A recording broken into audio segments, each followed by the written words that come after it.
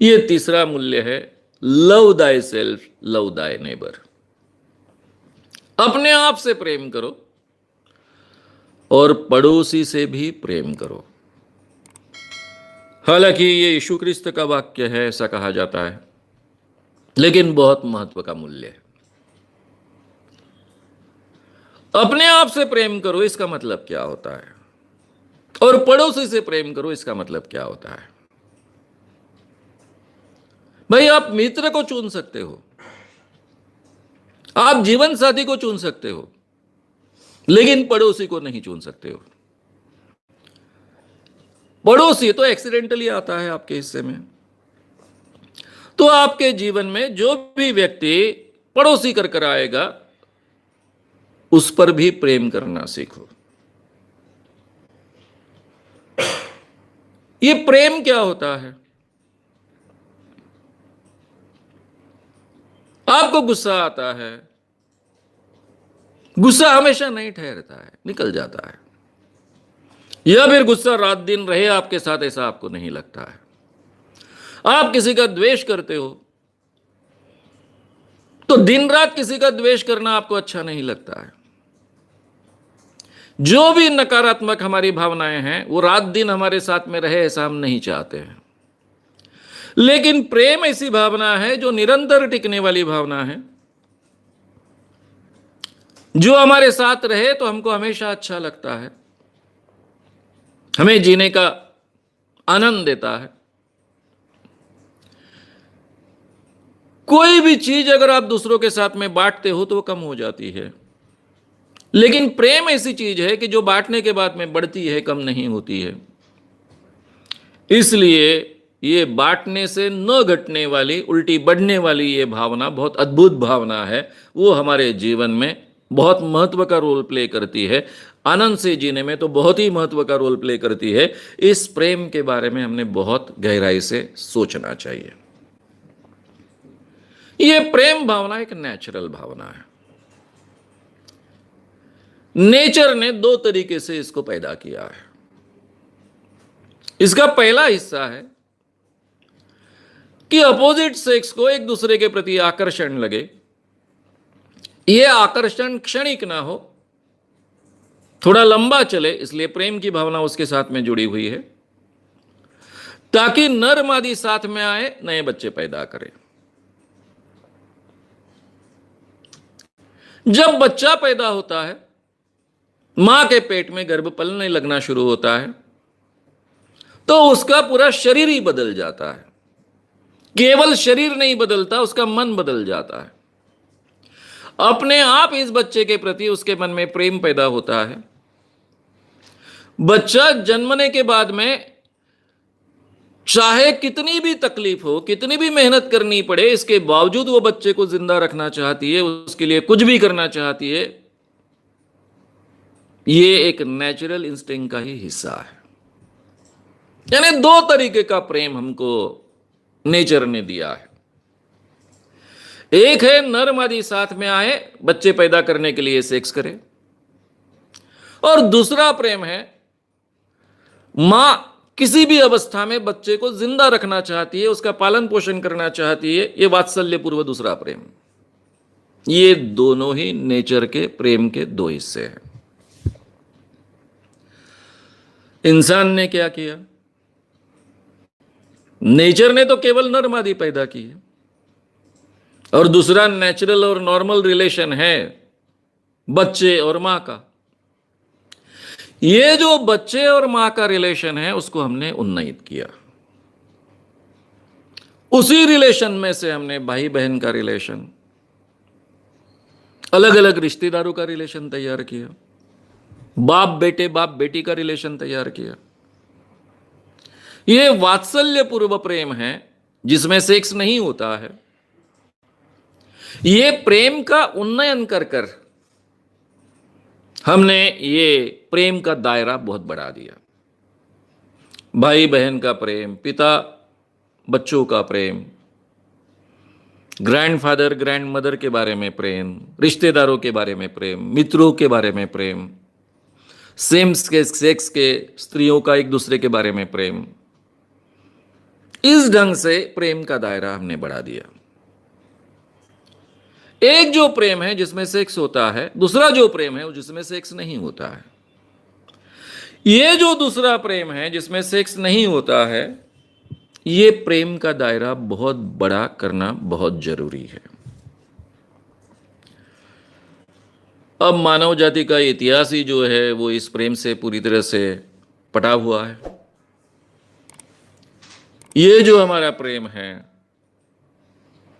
सभी धर्मों ने, धर्म संस्थापकों ने इसको उन्नत करने का प्रयास किया है, पूरे मानव जाति में फैलाने का प्रयास किया है। और इसी में से पड़ोसी से प्रेम करो ये वाक्य आया है। पड़ोसी को हम चूज नहीं करते, वो कौन है ये हमें पहले पता भी नहीं होता है। ये अचानक आया हुआ पड़ोसी शायद अलग जाति का है, अलग विचारों का है, शायद अलग धर्म का है, इसके बावजूद हमने उससे प्रेम करना सीखना चाहिए, उससे प्रेम करना चाहिए। अब खुद के बारे में प्रेम करना, इसका मतलब क्या है? जो व्यक्ति अपने आप से प्रेम करता है वो कभी अपना नुकसान नहीं करेगा। पहली शर्त है तो आत्महत्या कभी नहीं करेगा। नंबर 2 ये है कि जिसके कारण उसका खुद का नुकसान होगा ऐसा कोई काम नहीं करेगा। जो व्यक्ति अपने आप से प्रेम करता है वो कभी शराब नहीं पिएगा, क्योंकि शराब से अपने शरीर का और मन का दोनों का बहुत नुकसान होता है, उसको बहुत अच्छे ढंग से पता है। वो कभी सिगारेट नहीं पिएगा, तंबाकू नहीं पिएगा, क्योंकि उससे उसका बहुत बड़ा नुकसान होता है, ये उसको मालूम है। यानी कहने का मतलब ऐसा है कि मेरे जीवन में जो भी चीजें अड़चन बन सकती है, मेरे शरीर को और मन को नष्ट कर सकती है, ऐसे चीजों को मैं अपने जीवन में टालते जाना, ये भी अपने आप पर प्रेम करने का मतलब है। अपने आप पर प्रेम करने का मतलब है कि हमेशा अपने आप को कोसते मत रहो। अपने में जो अच्छाइयां हैं उसको स्वीकारते जाओ, बुराइयां हैं उसको टालने की कोशिश करते जाओ, अपने आप का विकास करते जाओ, एक व्यक्तित्व करके व्यक्ति का कर कर विकास करते जाओ। ये अपने आप पर प्रेम करना है। लव दाई सेल्फ का मतलब सही माने में ये होता है। अब मित्रों, प्रेम जो होता है वो नदी जैसा होता है, बहते रहता है। जब भी हम कभी प्रेम को एक छोटे से तालाब में, गड्ढा बुरा, एक गड्ढा है उसमें पानी इकट्ठा हुआ है, छोटा सा पॉन्ड है, वो पानी बहता नहीं है, वहां कोई झरना नहीं है, तो यह पानी सड़ेगा, उसमें सड़ांध आएगी। और जो पानी नदी में बहेगा वो हमेशा निर्मल बनते जाएगा। ये तो हम सभी जानते हैं। प्रेम का भी ऐसा है। जाने अनजाने में अगर हमने उसका छोटा सा पॉन्ड बना दिया, गड्ढे में रखा हुआ पानी बना दिया, तो उसका परिणाम वैसा ही होगा। क्या होता है कि हम धीरे धीरे ये जो हमारा तालाब है वो सिकुड़ते जाते हैं। जैसे कि पूरे मानव जाति पर प्रेम करना चाहिए। विनोबा जी कहते थे जय जगत, पूरे दुनिया का, पूरे विश्व का जय हो, सबसे प्रेम करो। हम में से कुछ लोग कहते नहीं, केवल हमारे राष्ट्र के जो लोग हैं, भारत के जो लोग हैं, उन्हीं से प्रेम करो, बाकी लोगों से प्रेम करने की जरूरत नहीं है। तो हमने थोड़ा दायरा छोटा कर दिया। ये दायरा छोटा होने के बाद में एक बार हमको दायरा छोटा करने की आदत गिर गई कि वहां तक वो सीमित नहीं होता है। फिर अब हम आगे बढ़ते हैं और कहते हैं कि नहीं नहीं नहीं, उसमें जो हमारे धर्म के जो लोग होंगे उन्हीं के साथ में हम प्रेम करेंगे, बाकी लोगों के साथ में प्रेम नहीं करेंगे। फिर धर्म में पंथ होते हैं, धर्म में भी अलग अलग पंथ है। कुछ सेक्स को मानने वाले हैं, कुछ ब्रह्मचर्य को मानने वाले हैं। मेरे मन में अगर ब्रह्मचर्य के बारे में बहुत आस्था है तो मैं कहूंगा कि सेक्स को मानने वाले जो पंथ है उनको नहीं मैं प्रेम करूंगा, मैं केवल ब्रह्मचर्य वाले पंथ को प्रेम करूंगा। फिर उसमें कुछ अलग अलग भाषा के लोग होते हैं, फिर उसमें मैं चूज करता हूं कि मैं केवल मराठी बोलने वालों से प्रेम करूंगा, बाकी भाषा बोलने वालों से प्रेम नहीं करूंगा। फिर मेरा ये जो गड्ढा होता है और छोटा होता है, तालाब छोटा होता है। फिर मैं कहता हूं कि मेरे गांव के लोगों के ही जो मेरे भाषा के लोग होंगे उन्हीं से प्रेम करूंगा। फिर आगे आता है, फिर कहता है मैं केवल मेरे फैमिली से प्रेम करूंगा। और फिर उसमें भी हम सिकुड़ जाते हैं कि फैमिली में भी भाई बहनें, उनके पति, उनकी पति पत्नियां वगैरह वगैरह सब अलग, मैं तो मेरे पत्नी से और मेरे बच्चों से ही प्रेम करूंगा।